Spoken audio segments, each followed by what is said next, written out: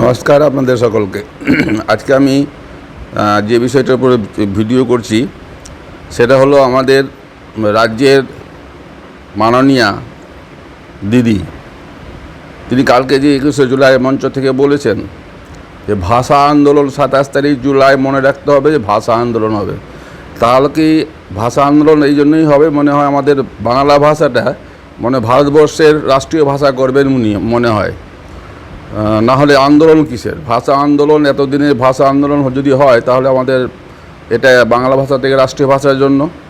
কিন্তু এখানে কলকাতাতে খিদিরপুর, এন্টালি, মমিনপুর, মেটিয়াবুরু, যেদিকে আবার উর্দু আর হিন্দিতে লেখা আছে, এখানে কেন ভাষা আন্দোলন করছেন না, এটা চেঞ্জ কেন করছেন না জানি না। আপনারা চিন্তা ভাবনা করে বলবেন কী ব্যাপার আছে না আছে, আপনাদের উপর ছাড়লাম। নমস্কার, সকলে ভালো থাকুন, সুস্থ থাকুন।